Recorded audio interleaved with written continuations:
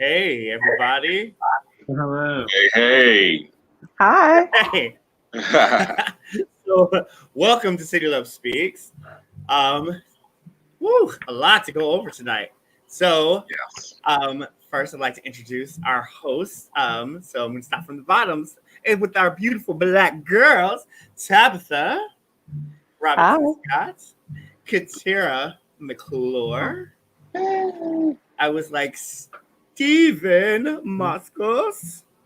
I was Which is like, me. and our special friend of the show, jack of all trades, does it all.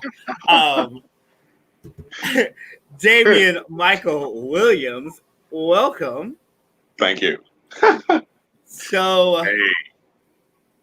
um, this week was a little crazy and great, but there was some amazing things that happened. So on Sunday, the Aunties of R&B took over Apple TV in their version of Versus, the Yes. amazing Gladys Knight and the Patti LaBelle with no pie. Right. Not even a slice. You can't hit those high notes with pie. I'm sorry. Hey, Well, she had to make this room. is She had to true. make room. This is true. It was everything that I needed. Like I can't even Literally. in the middle of the pandemic. Like Yeah. it was everything that I needed. There were moments where there were certain songs where I literally went exactly back to the very first place that I had heard the songs before.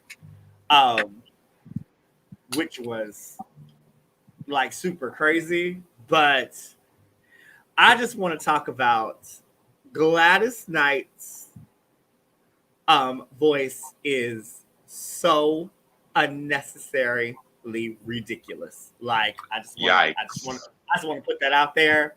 Mama that still has it. At 77, them Mhm. chops ain't missed a beat. Still not. And Yeah. she probably didn't even warm up. She probably just Right. walked in there with the cute outfit and the sequence Mhm. and grabbed the microphone and boom. Right. I mean, Tabitha, I was in awe because, of course, I love Patti LaBelle all day. That's Auntie. But also Auntie Gladys. I mean, she sat there, crossed her leg, and sung like it was just easy. I'm like, wow. And I mean, along with an anointed voice and just soulful. I mean, I just felt, I mean, they both took us to church Sunday night. Yeah. So it was like, it was literally Yes. that. So, Absolutely. yeah. And all those songs that you kind of forgot about, as Right. soon as Yeah. you hear the first intro, it just like reaches inside your soul and you have that Yes. moment and Yes. that reflection about the first time you heard it or when your mom turned up the radio. Like, Right. it was just food for the soul. I was so happy.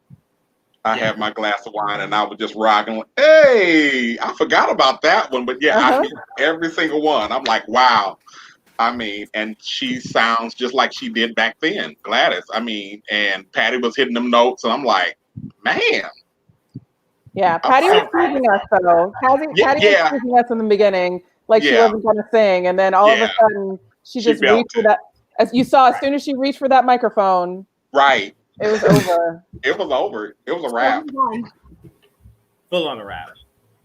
Universities. What you say? Who won? So it technically public. was a tie that the public won at the end of the day. Right. How Rolling Stone broke it down, Billboard wrote it down as that it was just an even tie. Because how they paired the songs was a little odd in the sense Right. of, well, because it didn't have a rhyme or reason to why they picked this song against this song, normally how the verses normally are. So at the end of the day, this was just kind of like, I think the only disappointing factor for me was that this was a versus I could have dealt with them just having a live band and they background singers there and I'd have been good. Like it could have just been a live concert because it kind of turned into that because almost Right. every song Gladys sang was to a track, not to the actual. Right. live instrumentation. Yeah. But they really wanted to have a concert. I know they did. It was itching them.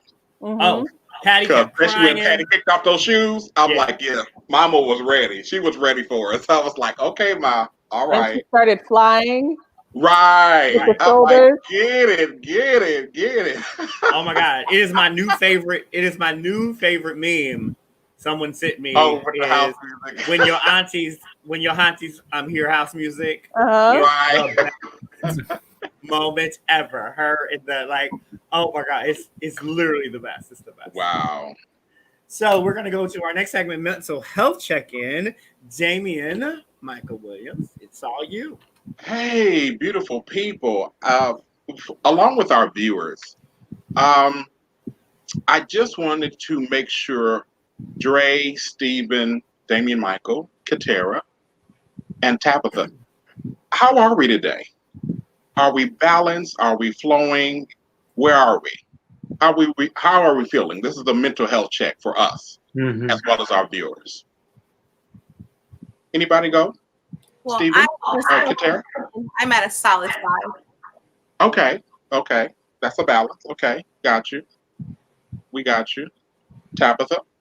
I am doing pretty well today. I had a really great time with my students, and I had a great moment with one of my parents, and it warmed my heart. So I'm in a good place. That's awesome. That seemed like that fed your soul as well. Yeah, definitely. Yeah. And I needed it. It was perfect timing. Oh, love it. Timing is everything. It is of the essence. Indeed. Stephen, how about you?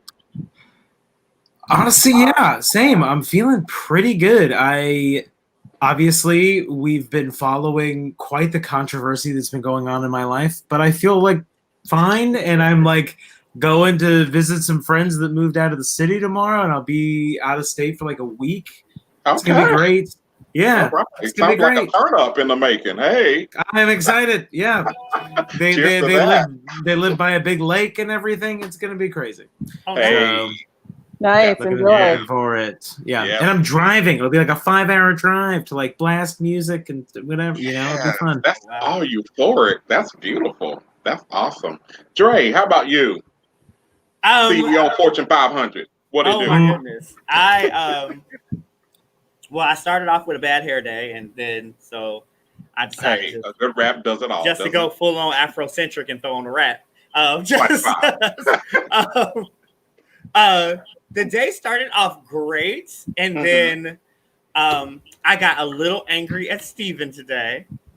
He sent me on an emotional roller coaster. Okay. You too? The movie Les Miserables. I was not at all. It's the first time that people have been like, "Oh, Steven just sent me through the movie." Yeah, he made me watch this. Oh my God! When I tell you, I went through all of the emotions today of like happy, sadness, grief, like all of the stages I went through today. That movie took me through the paces.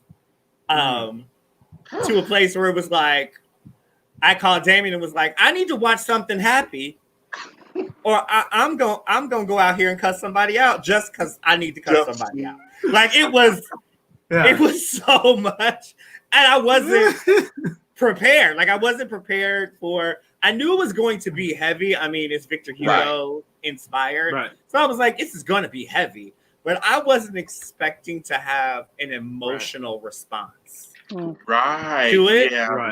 Yeah.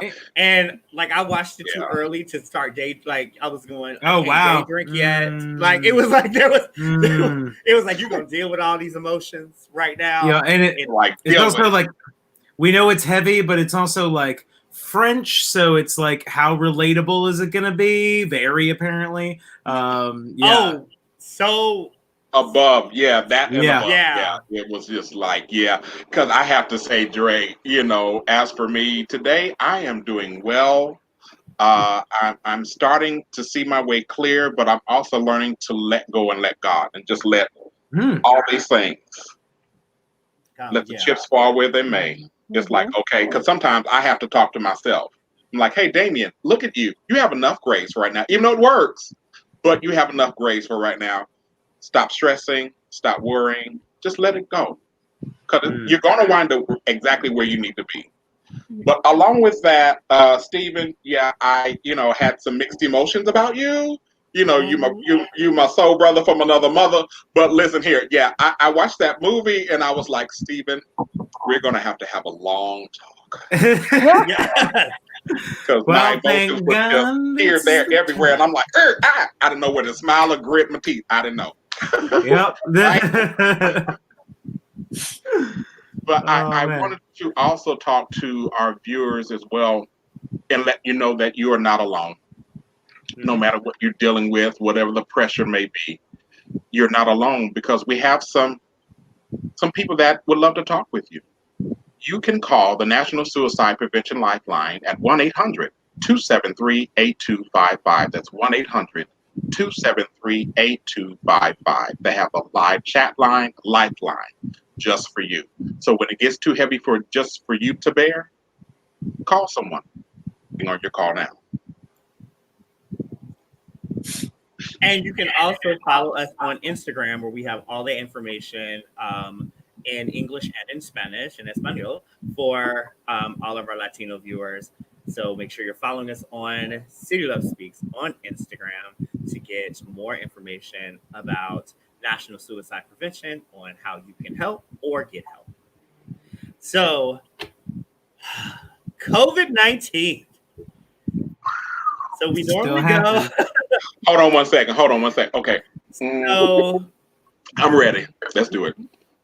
Right. So right.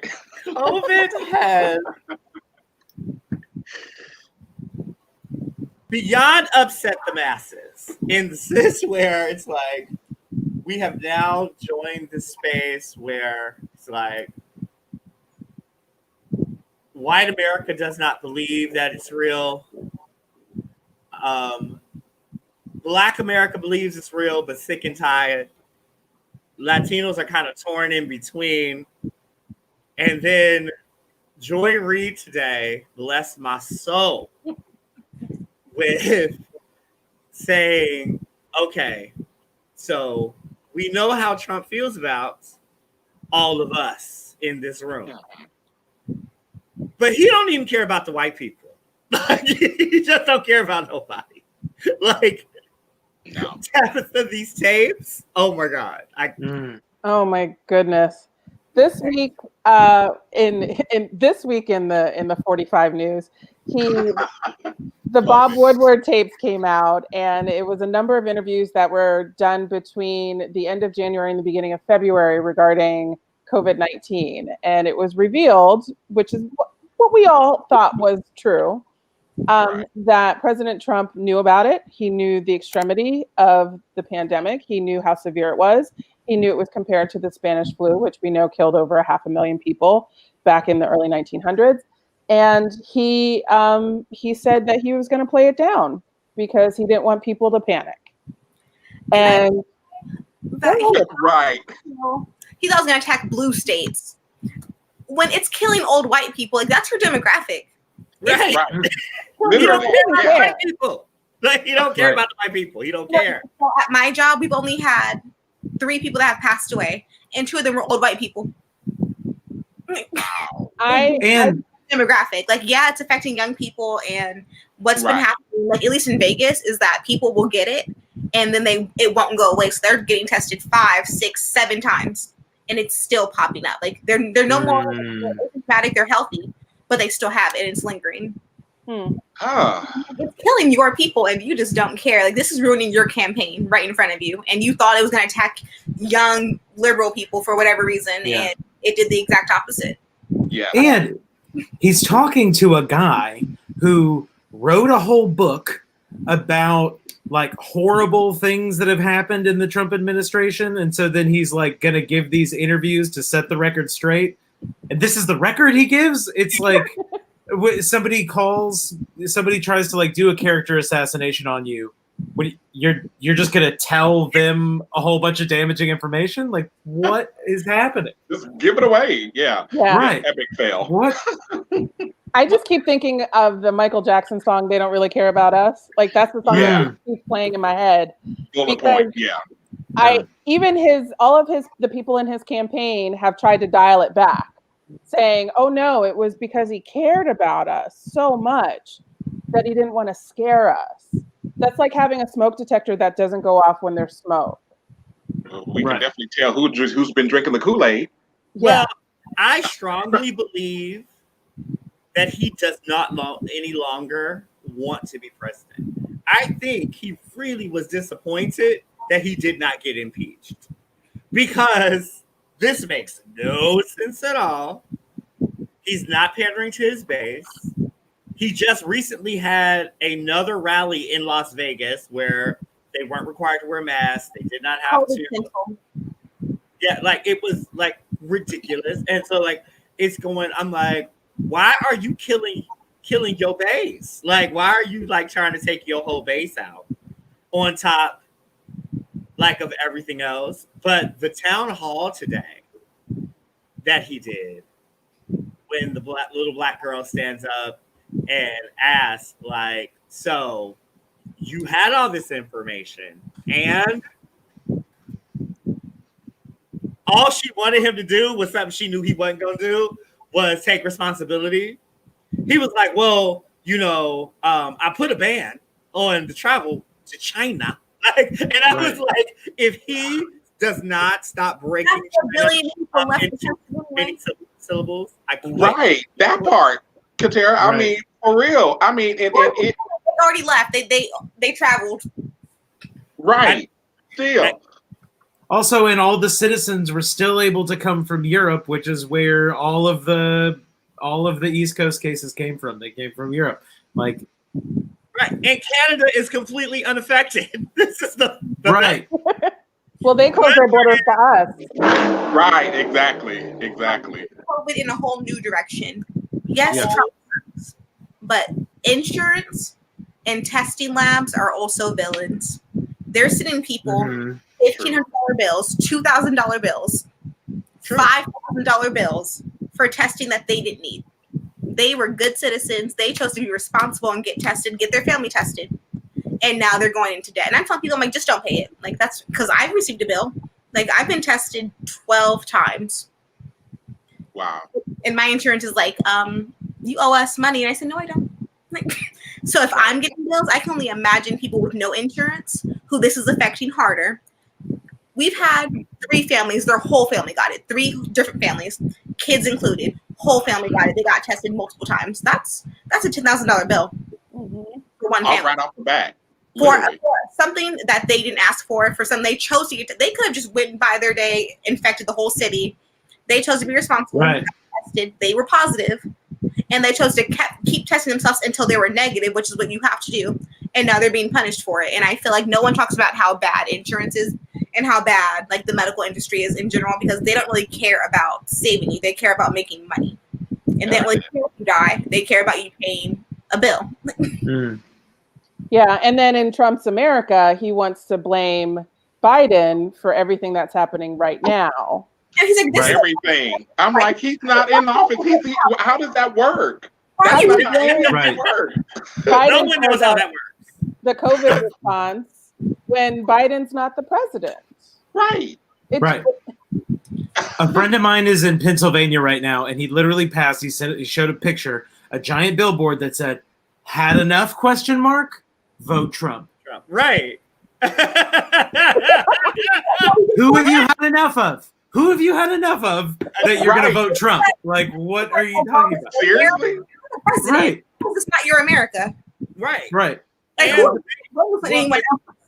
it's even a bigger controversy in Pennsylvania because the governor, they overturned the verdict saying that he was not in, that it wasn't the right thing to do, and it was unlawful for him to shut down the city, shut down stores to stop the spread of COVID. But, spoiler alert, the judge that ruled over it is an appointed judge from Trump and a Trump supporter. Yeah. Crazy. Yeah. Huh? You kind of can't, you can only, that grain of salt is like. And there's how long can we like 199 more from the past 3 years that have all been approved right? It's crazy. for life. And For just life. like just let these people get sick because they don't want to wear the mask. I'll wear my mask. Like let it be optional and see how many of them just die. Like just pass away. Well, Yeah. Herman Cain is still treating from the grave, so I mean, Well, apparently it facts. doesn't really affect Yeah. you. Right, facts. Like Yeah. right from the grave. Straight. I Literally was like, 6 feet like- under. Will he be voting? Will he be I'm just voting? saying, if you ever underestimated the power of Lucifer, look at here. Look at here, baby. He's real, huh? Right. I said the devil just don't wear a blue dress. No, he wears red. He wear a whole politician. That's what he does.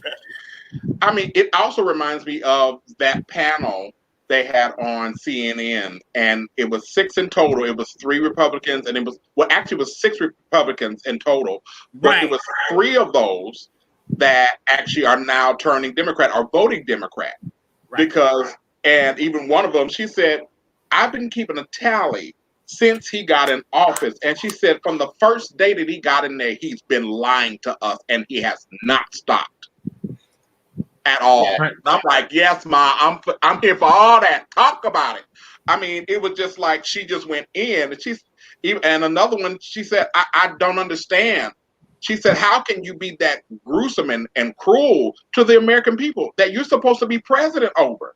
Well, You have the chief office. She said, I don't understand that. So she said, as much as it and she said, I'm a starch Republican, but she said, I'm definitely voting him out. and Yeah. this is why But I he need won't- Lindsey Graham to step up. He wants I a third term. He thinks he deserves a third term. No, I need All right. Lindsey Graham to get up Yeah, he said on it the this morning. Twitter. That's Yes, true. Yeah. I'm like, Yeah. I need Lindsey Graham because Just get to be his president. base will listen to Lindsey Graham. His whole base will listen to Lindsey Graham. I And don't know Lindsey why. Graham, no, Why? this ain't right. Lindsey Graham, no, this ain't right. I need Lindsey Graham to do the right thing. Like, do the right thing, Lindsey Graham, and tell the white people to Yeah, vote boy.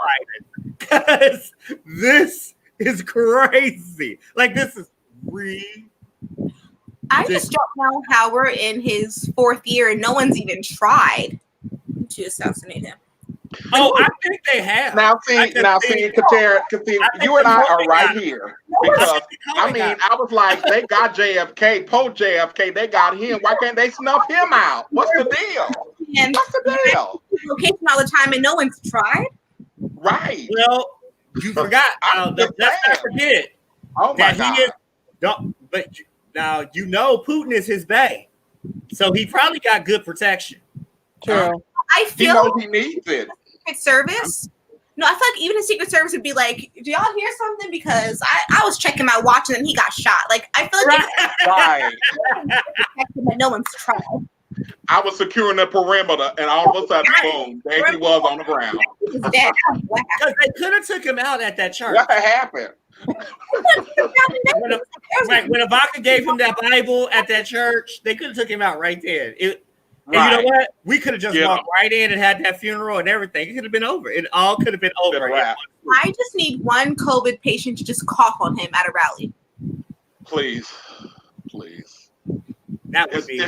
It's just like, I used to work at Sprout some years back, and it was an older Caucasian lady, and it was around the time after he had just got into office, and she said, "You know what?" And she stopped me. She said, "You know what?" She said, "I'm just disappointed in the American people that they would vote him in office." But she said, "You know what? I don't want nobody to kill him," because she said he's not even worth nobody spending time in jail or prison for. She said, "I just want him to have a good old heart attack and just die." I said, think they would get pardoned though. I think a pardon would happen. I'm just saying. I think a pardon and an extradition to another country because they would keep it quiet. Right. But do we really want Mike Pence stepping in though? Now. That's the thing. You know Yeah. what? Have any of you ever watched Designated Survivor where they just kill everyone and then Yeah. some person in a podunk town becomes president? Yeah. Right. Kill the whole slew of them. The whole generation. The Secretary of Agriculture. Right. That's all that's Right. left. Like, oh, you're up. You're president. Yeah, that's it. Put your hand on the Bible. Here we go. Right. Go ahead. Do it, then you can do it. Like, just try. Right. We got your back. We got your back. Mm-hmm. We're But right. I do think it'll be far more glorious when President Biden is in office and former President Trump is escorted by the police to jail for all the crimes that he has committed. That would be such a glorious moment because we know that he is guilty of many, many federal crimes. Right. And it will just be a matter of time as soon as he walks out of the office. And I think he knows that. I think he knows as soon as he walks out of that White House, there'll be a set of handcuffs engraved. Yeah, and I think that's why he doesn't want to be president, but he doesn't want to go to prison. So he's like, well, I'm president, I'm safe, so let's just try this again. Right.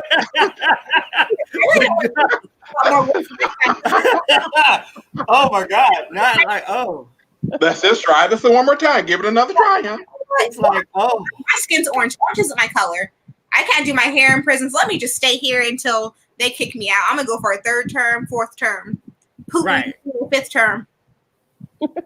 Little does he know that, the federal law only allows you to stay for 8 years. Thank God. But you know what I think happened? Like, if Joe Biden wins, Kamala Harris is going to be president. Like, he's not surviving 4 years. He's dying soon. Well, this is where my concern comes, which Tabitha knows. I'm feeling like that is going to be, like, I think that Biden would, because one thing I love about Uncle Joe is he's obstinate. So he going to make it the 4 years of being the president. He's not going to make it to the re-election factor. And this is where Kamala is going to get kicked to the curb and treated like Sally Hemings. I'm just saying. It's going to be really bad for her. Re-election, but mentally, he's going to decline in that White House. Like, you saw how Obama aged in 4 years. Mentally, he's going to be jello. Well, but this is the brilliance of Biden's team is the factor of they have him so in a place of like hiding in the sense of they have him so protected. They have enough people speaking and talking the whole night to leave him a little stressed out. And so, come on, Cardi B. And I was just kind of like, oh, like, but yeah, I think it's gonna. I feel bad for Kamala because I think she's going. I mean, I'm glad she's getting this opportunity that she's going to be VP, but I think the only way she's going to stay in the race is if she winds up being the VP for the next presidential candidate. Because I don't really see her as. I do not see America being prepared for a Black woman president in 4 years. When Joe Biden dies, they have no choice. Well, right. No, get wrong. If Biden dies in office, then this is just going to be no different than, the whole JFK situation. Again, it's like, okay, you're going to, like, she's going to be president. She's going to end out the term as president, and that'll be it. Mm-hmm. So, I'm like, but state of America, since we're already here, so Breonna Taylor just got the $12 million settlement, as well as legislation to be voted on to be the new track record for other states to have in defunding the police for reform. And that's all sweet and well, but you know what that's not? Holding people that killed her accountable. Like, the $12 million is great. Yeah. Well, that's still going on. Like, the criminal investigation is still happening. This settlement doesn't have anything to do with that part. This is DA, because he's not going to prosecute that case. Well, so where the problem is, Daniel Cameron is not going to have a choice but to prosecute the case because Louisville will burn down. I'm just going to tell you, it'll be way worse than Rodney King. It'll be way worse than Portland. Like it will be way worse. And part of the reason it will be is because he's black, he has to prosecute the case. Now, what they can do is figure out how they're going to get them off, but they have to go to trial. There's not going to be any way around them not being a trial. And Daniel Cameron is too invested in his career to let a black girl's death ruin his political ambition. He's too invested in pleasing white people, because if he cared about his career, prosecuting those police officers right away would have been a career boost, and he chose not. In actuality, but in Republican world, it would not be, because Daniel Cameron is a Republican. You know, Mitch McConnell is on his side, and actually, you know, Mitch McConnell finally made a statement about this whole Breonna Taylor situation, which, you know, he has not done all of his time. He has not said anything. So he has to, like, this is where, like, he's in a rock and a hard place. Like, he can marry that white woman like he did. You know, he can pander to the police force like he has been doing. But at the end of the day, somebody has to pay. And what partially is Mayor Fisher is adamant. That white man is adamant about they're going to pay because y'all took $12 million out of my budget. Mm-hmm. Literally. That's where he's at. So Cameron will go, and I say Cameron will go down. Because they say black people don't vote. But black people will vote you out. Right. Like, yes, they will. You out, and you've done nothing but anger all of your black citizens. Your career, you're not safe. Like, you're getting voted out regardless. And if you wanted to keep your career, you would have did the opposite of what you did. That's why I say you don't really care about your career. You care about pleasing white people. Because the career move was prosecuting that case when it happened, because you knew black people were going to be upset about it. But I do appreciate the accommodations that came along with the settlement. They did make initiatives that hopefully will be implemented soon, including initiatives for police officers who live in the city proper, within the city limits, and additional training for police officers when they come onto the force, as well as reciprocal training that goes throughout their careers. So those, I think, are equally as important as her family getting compensated for the tragedy that happened.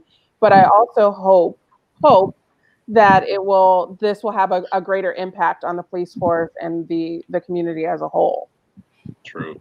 I totally agree. Which is part of the actual settlement. Like, those were part of the actual, like, pieces of the settlement. The settlement was not just about money. It was literally about creating a space for there to be real reform. Now, a lot of it is just sheer BS. Like, cops are not going to, even with the credit, cops are not going to move into a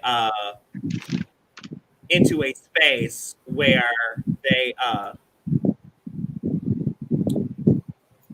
be in a poor neighborhood, and that's going to keep them from not shooting up or being harmful because they work and live in the same neighborhood. None of us, like, no American really wants to work and live in the same area. You don't mind living close by, but you're not trying to live next door to your job. You're just not trying to do that. That means you're never off of work. Yeah, I was like, you're never off of work. You have to at some point have some separation. So I think that's some BS. The volunteering 2 hours that you get paid for to just be in the community. That's donut time for them. Yeah. Just like that SIP 2 type of stuff. I feel just like that SIP 2. Like, that's some BS. So I'm going. SIP. Pinkies up. I think it was a valid effort, but not like thing. But then, you know, to balance things off. That's a strong word. So,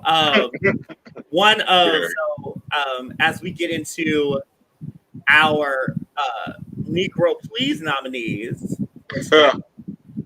So the Black Lives Matter community of Louisville is nominated for the Negro Please Award because for the harassment of Gregory Habermas.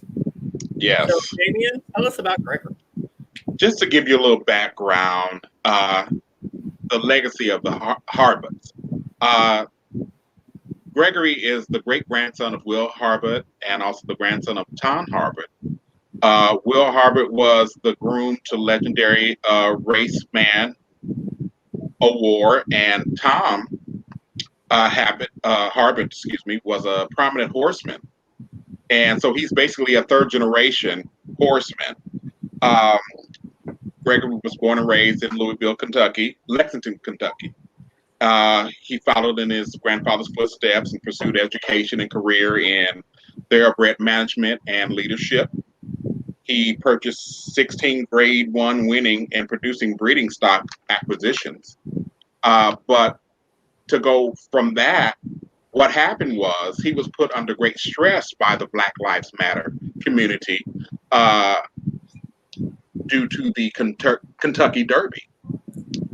The Kentucky Derby is known to usually happen in May, but it was postponed due to the pandemic, and it didn't happen actually until the first weekend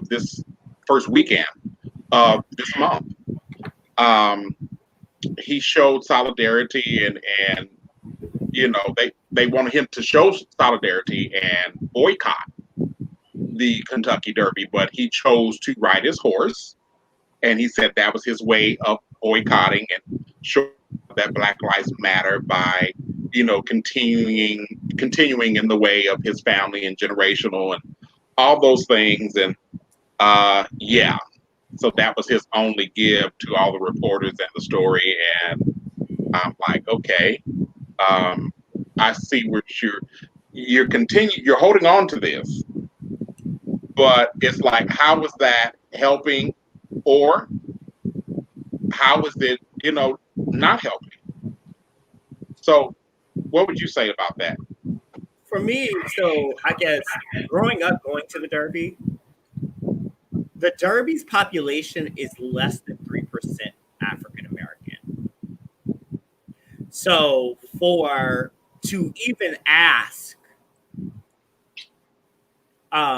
Gregory to boycott it was offensive, because it took us this long to be able to not just go but participate, because we were able to go before we could participate in the Derby as people of color. There were no black jockeys, there were no black owners, like none of that was a real reality. And so to ask him to break his family legacy of blackness, to boycott something that's paid for. So, which just $100,000 is just for one box. For one box, for the $100,000, and you have to buy your box in November of the previous year. For May, yeah. Right. And then tickets go on sale at the beginning of the year and are normally sold out before MLK Day for the Derby. Right. Like, it's like the Derby is that big of a festival of things, and it is one of the few times ever in life you are going outside of Dallas, Texas, that you're going to see a white woman in a black church lady hat. Literally, because everybody got dressed up for it, right? It's all about these great big hats and the whole nine, because that was part feathers and things, right? That traveled into the States. And if anybody's ever seen My Fair Lady, like, this is a huge, big deal. Like, going to the track in the Derby is like the civilized thing to do, because you are gussied up, right, up, and gambling. Suited and booted. Like, this was the original casino. Like in actuality, like this was for wealthy people. So I feel like them asking him to do that, which seems to always be a issue with Black Lives Matter, where they want Black people to boycott their jobs that they need because you want them to boycott Walmart. But 88% of employees at Walmart are African American and Right. 15% are Hispanic. So that means only 6% are actually Caucasian and they're normally upper management. And So see, you're here's the thing with not to give up their livelihood. right. You're not affected. You're just not shopping there. But And you're here's the thing with me, with Black Lives Matter. Of course, I'm for it, as anyone knows. But it's just like we have as a people, as an African American race, we have all these grandiose ideas. But I'm like, where's the backing? You have to think long term here. Number one, if we don't have a plan for that big plan, then it's a fail. Because just like with Walmart, if all of our people lose their jobs, then what's the next domino effects? They lose their homes. Some people lose their children, cars, all of that. And then the business rate will go even higher, as if it's not high enough. Right. So we have to think wide and long term as a people. Because I especially when you're in your emotions, you don't think on a level base because you're all about, it's causing the pain. You want to bring about its demise or its end. But I'm like, what about after that? The aftermath. I think the biggest flaw is that the whole movement is emotion based. Like it's strong emotions, and no one has really come in to organize it and make it this.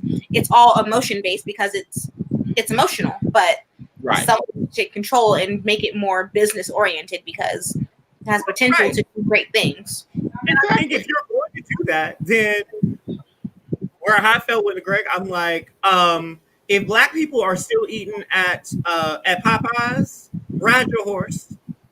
That part. If people are still eating at Chick-fil-A, boom, right there.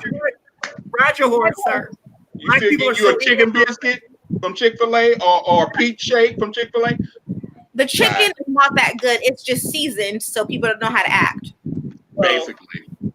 Because my grandma was better chicken, so. Right.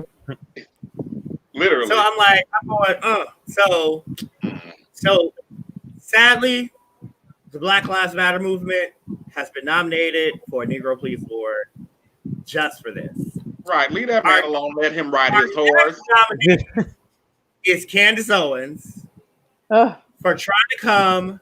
Oh, okay. Yeah. Maybe. Y'all have me I love my Cardi B. I love my Cardi B. Indeed. And she came, Cardi. Cheers. Katera. Okay, so it started when Candace was on this. He's such a whiny little bitch, honestly. His name is Ben Shapiro, and he's just a conservative, and he's whiny, and he complains a lot. Love it. And side note, he didn't like the song WAP because he said, well, my wife doesn't have a WAP. Congratulations, she doesn't like you. You never satisfied her. Congratulations about admitting that. You could have kept that to yourself. Also, he read the lyrics out, and then, of course, it was immediately remixed. It's one of the most popular ones. Like, he's like, my wife has never had a WAP. Like, right. And I feel sorry for him. That's embarrassing for both of you. Right. She was on his show, and she basically said that it was more an attack on Joe Biden, but then she attacked Cardi, which was that for whatever reason, Joe Biden agreed to be interviewed by Cardi B, which still makes no sense to me. But he agreed to it, and she said that was pandering to Black people, and kind of dragged Cardi into like this political debate, which wasn't really attacking her, but then it became an attack to her because if you're talking about Cardi's going to talk about you, and like you disrespect her, she's coming for you. Point blank. They had a whole Twitter battle. Cardi put out the receipts that Candace was a fan because she was, but she thought she was conservative, and she's not. She's like, oh yeah, she's gonna be like Kanye because she likes freedom and she's that girl and blah blah blah. But suddenly, now that she doesn't agree with you, she's illiterate. She's dumb. She's not smart enough to have this conversation you won because she's borderline illiterate. Wow. And basically, Cardi said, I have a following. People, for whatever reason, listen to me. I'm telling people that listen to me to vote for, Joe Biden, whatever it is, but to vote, get educated, do your due diligence as an American citizen. And Candace had a problem with that because, she's a conservative. She's married to that weird white man that has bad shoes. That part. You saw that picture. And has too much money to wear bad shoes. Too much money to wear bad shoes. Way too much. Dress shoes? Like, sir, you're a millionaire. Right. Bill, get the back right, please. Dress better Govern yourself accordingly. Right. With a big old B. And now she's pregnant, and that baby's going to have a real identity crisis. But yeah, the whole thing was that she was basically mad that Cardi had the nerve to get an interview with Joe Biden because he's been dodging interviews, and he was pandering to Black people by interviewing with Cardi. And Cardi was like, well, he agreed to it. I have a following. I'm not stupid. First of all, she speaks in slang and vernacular, but she's not dumb. She's always been very vocal about politics from the beginning. She's always had concerns about politics. Like she's a hood girl from the Bronx. She's not going to speak proper and enunciate her words, and that's what she wanted. But yeah, that's the whole beef. And Candace swears that she went up and down because she's smart. Per se, right. Right. But no, that's right. Until Cardi was a liberal. Well, this is where the problem comes to me with it. Cardi, this is why I love her. Cardi embraces her ignorance and then fixes it. Mm-hmm. So her having these conversations, she is full on not only just getting information for herself, but she get information for all her girls. And also, she also interviewed Bernie Sanders. So this isn't her first political interview. That's right. It's like, but she uses his platform to not just educate herself, but to also educate her fans because she knows, if I don't know, y'all don't know. Like she, right? Because y'all would have told me. So I know y'all don't know. Right. And you literally like it's the first time that we've seen this type of celebrity actually use her platform for some good, not just to bank up some more money, right? Not just she not like her thing is we all gotta live in this world. I got this baby. Y'all know my man ain't no good, so I at least gotta work on something. She fought from divorce. Yeah. So really, but, I mean, okay. I'm just a couple hours ago, like the news just broke. Right, but I mean, okay. This is the third time. This is the third time she filed for divorce. So I'm going. At the end of the day, I enjoy Cardi B because she literally uses her platform to help the world be better. Yeah, not just listen to her music. Y'all listen to me. I love Cardi B just because she is who she is. She's just Cardi. She's not giving you that persona. She's not giving you anything but her pure gifts, her pure talent, and her pure queenship and her womanhood. And she's helping the people. She's for the American people. Right. And she's not just like bash that. This would hurt her more than you're not for the American people. Doing this. Yeah, no, Candace Owens is not for the American Candace people. Is not for the American people. No. Candace Owens thought she would be Omarosa. Well, but you know what? Yeah. Oh. And there will only be one Omarosa.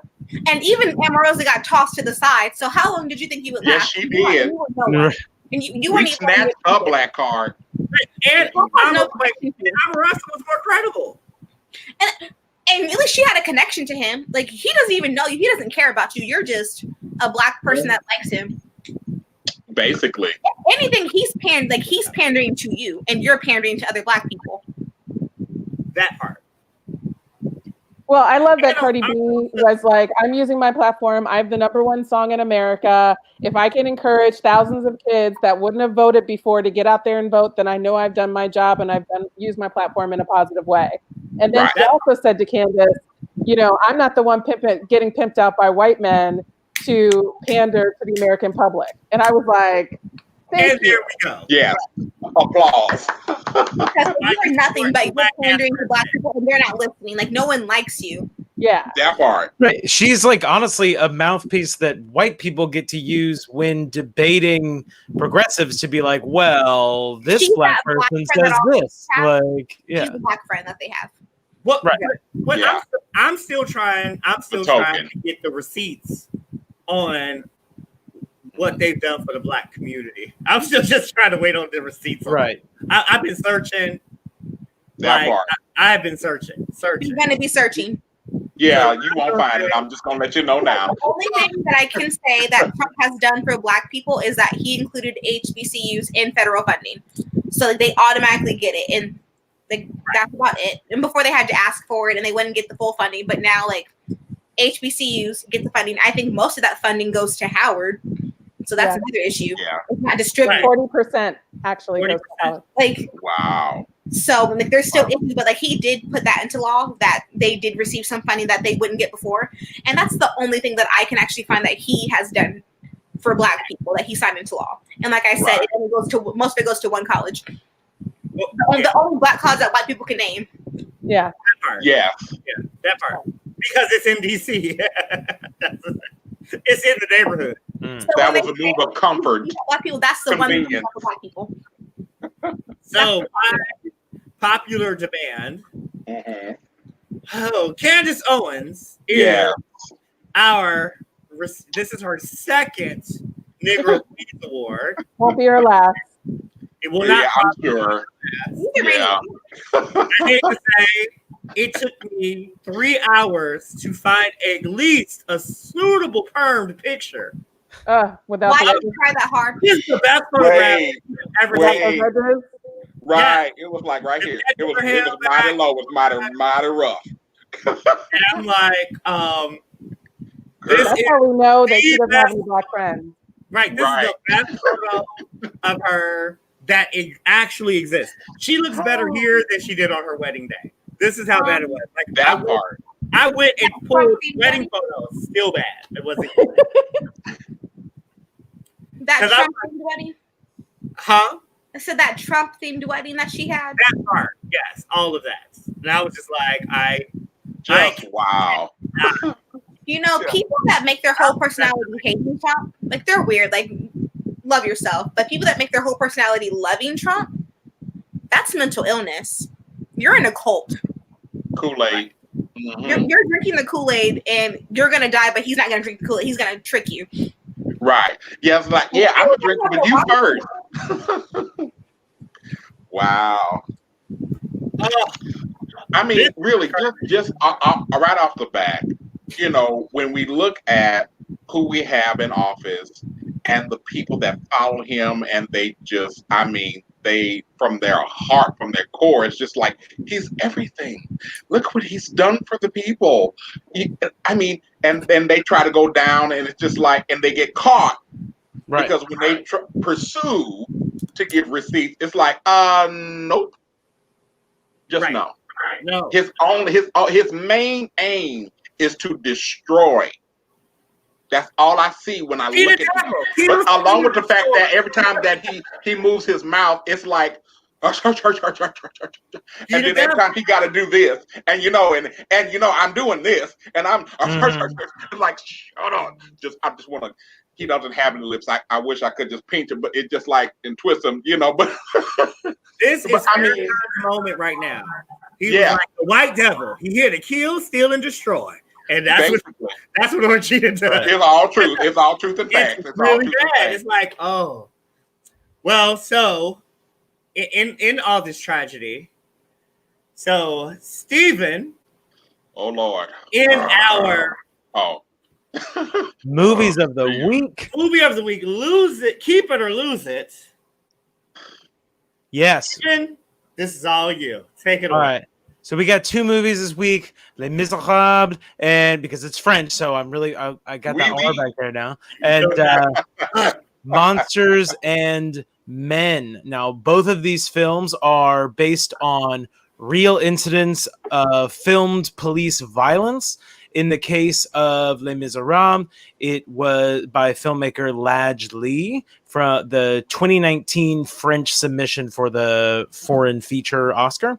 They It is actually based on an incident which he himself filmed in 2008 when a young black teenager's theft of a lion spirals down into an incident of police violence. The police go on a chase around town to get the footage back. And Monsters and Men from 2018 is an episodic movie that follows three people: Anthony Ramos, John David Washington, and a new actor whose name I don't know, but his character's name is Zarek, in the aftermath of a police shooting in Bed-Stuy, which, though it's in Bed-Stuy, the circumstances of it are very clearly modeled after Eric Garner. Yes. And yeah, so let's jump in. And the filmmaker, by the way, is from Staten Island, where Eric Garner's murder took place. So let's go through. We're going to start with Dre. I'm just going to...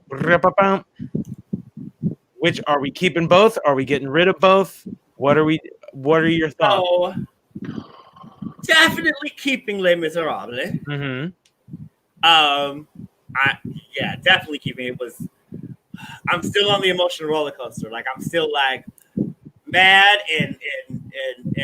but this small point of being really excited that the little black kids came together in unity to take them down, and to take them down, and how little Issa kind of anointed himself king.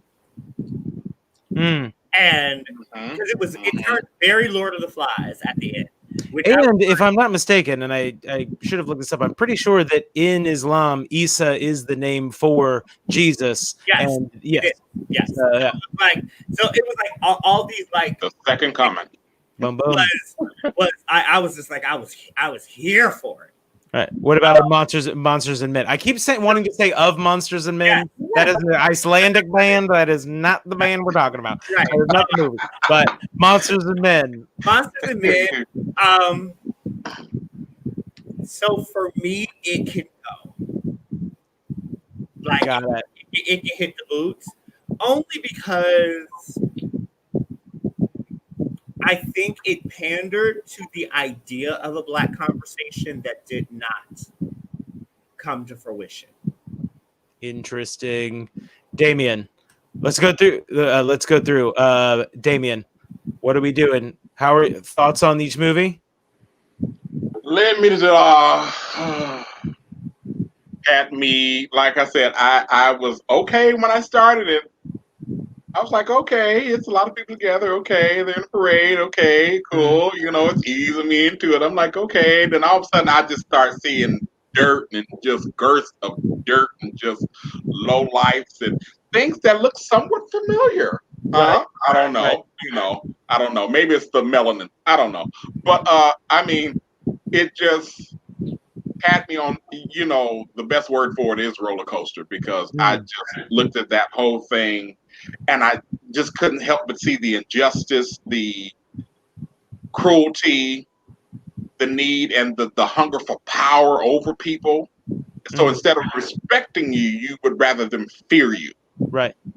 Which is a mind-controlling thing, and it's horrible, because that's something which a lot of us don't want to talk about. That's highly present in the Black African-American community. Mm-hmm. We have a lot of that in the Black church and otherwise. Long as I fear you, if you just think that I'm bad enough to beat you, then yeah. But me watching that, I couldn't help. I was like, Stephen, how could you have me watch this? But actually, overall, it was a great movie. Yeah. Now, Monsters and Men. It was a fairly good movie. I will give it that. But it just also regurgitated a lot of things and movies that us as a people create and make. I understand, of course, we need to stay woke. I'm all for it. Fight the power. I'm an old school Black hippie. But and a Black Panther. But it's just like, really, at some point, because actually, even just like now, we're living it. We're literally living all of this in this modern day time. So it's like nothing has changed. But I appreciated in the first movie how Issa came and just rose to the occasion. He stood up. He went from being a young prince to a king in like a millisecond. And the young kids that work with him, they didn't fear him. They respected him. Right. And there was a friendship and a camaraderie there because they all come from the same ground and the same struggle and the same fight. So I appreciated that at the same moment. So I'm definitely going to keep Les Miserables. And Monsters and Men, yeah, you can toss it. Yeah. Tabitha? Well, originally when I saw the two movies, I was thinking, why does he have us watching the French musical? Coming from my artistic background, I'm like, really? That's what we're doing? So I was all for it because I'm thinking, I've been in this show, so I could talk about it. But of course, I realized that it wasn't, and I spent the time, and I watched them on 2 different days so that I could give myself space in between. I do really appreciate the coming of age story, almost like a rite of passage, which I think is unfortunate, but also necessary in Issa's case as the movie progresses. But I also, I don't, it's not that I don't like Monsters and Men, but I think that John David Washington did an excellent job trying to create that binary and that push and pull between his character, which I do know people that go through that on a daily basis in their positions. And I think Anthony Ramos also had an interesting binary as the opposition with the police and wanting to also be a security guard. I thought that was an interesting dynamic. So I thought there were elements and components that were completely valid and could be discussed in dialogue. As a movie that I would want to watch, just sit down and watch, no. But as a movie that I could sit down and use to start a narrative and a dialogue, I think it could definitely be used in that kind of tool. So I would keep both of them with accommodation. Katera? I mean, I can't really add to anything. Like, I agree. I liked the first one. And I'm just very anti movies that just show, like, I hate slave movies. I hate movies that show police brutality because we've lived it. Like, why do I have to see a movie about this when I can just watch the news? So I'm just very against those type of movies. So I wasn't really a fan just because when I watch a movie, I want to escape. Like, I want to have a good time. I don't want to be reminded of what I could watch on the news, what I can just see the very next day. And so just that reason, I'm just like, I could take it or leave it. I could watch a million movies like that. There'll be a million more made. There's a million stories to get. So, I mean, like that's the same reason I didn't like Queen and Slim. The same reason I didn't like Fruitville Station. Like, I just don't need more movies of Black people dying when I could just watch the news and see Black people dying. Or look out your window. Right. Yeah. I hear that all. Yeah. I want happy stories. Right. It's or even if they're sad stories that you go through that aren't just part of the same conversation that gets reiterated over and over and over again. Yeah. Personally, love Les Mis. The first time I saw it, I was actually like doing one of these, and I just stopped and I stayed standing the whole time to watch the whole movie. I love, like, the pacing, I think, is really good because it just pulls you along. Also with, like, specific to France, there's a lot of issues, and we'll talk about it a little bit more, but like the way that they've handled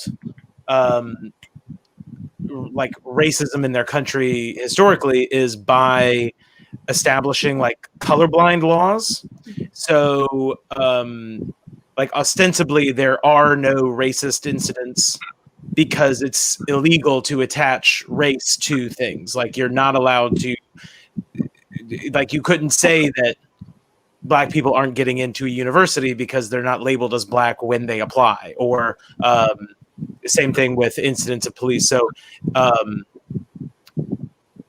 thought it was a big move to have a submission that was representing a country sort of taking ownership of this problem domestically that they don't necessarily usually take ownership of. And then also, as far as Monsters and Men, I thought it was, I'm going to say keep it, because I thought it was way too slow. I thought that movies done in this style maybe need a little bit more. Like, I thought there was a lot of air in each of the like vignettes, I guess you could call them. But to me, I feel like it needed to be a little bit more like, things like Pulp Fiction, things like Snatch. These movies, they move, or they have more vignettes than this one had. And so I wasn't super impressed by that. Also, kind of to reiterate what you said, Dre, I felt like they were kind of weak versions of the way that we know these things play out. Like, with regard to the protests, I was like, there ain't no way in hell that they're having this march underneath the archway of this building. Like, do we not know what kettling is? Like, they're toast. Like, they just would never be there. Well, and like the father, like in real life, the father would have never let his son go. Just like walk out without anything. Yeah. But no, like he would have never been. His whole career, everything he had ever worked for, is now on the line in this moment. For you to go and get arrested and possibly killed when we have worked this hard to get you out, that little boy would have been body slammed and locked in his room. Like when I say that would have just never, like, there were certain parts of it that would have never happened. Like the conversation with when they had the couple, when they had the date night, the couple's date. Oh yeah. At the table, and it was way too calm. Yeah. For a black situation, and a little boy is dead. Right. Like an unarmed black boy is now dead, and your only argument, kind of, sort of, is, well, I fear for my life every time I go. And the drop the mic is, but he's dead. Like, it would have never been that. And them getting up all easy and excusing themselves to leave. I was like, none of this is real. And that's not like, I'm going, guns need to get pulled, tables need to fall over, curtains need to come down, babies need to start crying because they done woke up the baby upstairs. Like, none of real African American reaction was really happening. Even when he's there and they all lay on the floor and they keep saying, you need to leave, or you may be arrested or face like anything ever, there really wasn't real fear on his face either. Right. Also, like, it was anyone, and I was just kind of like, oh, okay. And also, anyone who was there in June knows that, like, that statement comes before they grab and arrest you, not before things like tear gas. Tear gas have already happened. Yeah, they are grabbing you and arresting you. You know, when de Blasio's daughter was arrested in the intersection, I was like 8 feet away. They said, we're going to arrest you. Boom. They were there. People were in custody immediately. Yeah. So, like, I mean, yeah. My only thing is he's the same director is now making a movie about Venus and Serena's dad. So I'm like, he's getting more work and he's using it to create more stories and tell more stories about, about black people. Yeah. The sad part is that's going to happen, especially now. And it kind of goes into, like, now with the Oscars. And so 224 to be nominated for Best Picture, it now has to meet certain criteria for it to even be considered. The problem with that is, historically, we have seen movies for, like, Best Actor, Best Actress, Best Supporting, Best Music, Best Costuming, that don't have that diversity. where they've won the awards and their movie was not nominated for Best Picture. Why is it only one category? Why isn't it for every movie now going forward that you have to have this sense of inclusion? But then on the next, it's, well, it's going to be way easier for movies to figure out a transgender in their movie or a gay person in their movie, or they will put a black person in their movie. So this is where it's going to, like, it didn't really, is it really fixing the problem, or is it actually creating more problems? I don't know. I think that, like, it inherently, obviously, these fixes, like, there is no quick fix. So naturally, I would not be surprised in any way if, one, it just results in some sort of, like, box checking tokenism. But also, my only thought about it is that, like, you move to, in a lot of situations, like, to quote Andrew Yang, we move toward what we measure. And so first, with regards to, like, the other crew things, like, first out this, like, so standard one, so there's 3 different standards. One is, like, the on-screen representation. So, like, either leads, the thing is, the lead actor, like, if one of the lead actors is Black, Hispanic, Asian, or a member of, like, the LGBT community, then that counts as part of the criteria. Well, like, one lead actor and then a general ensemble cast that's 30% of another representative group, those are very large substantive differences, as is a storyline that centers around women, a different ethnic group, LGBTQ groups, people with cognitive disabilities. Like, having a movie that just has one person there versus a movie that centers around it, these are 2 very different things. Right. And then as far as the creative team is concerned, that is also one of the second possibility is if there are key roles that are being filled by members of these underrepresented groups.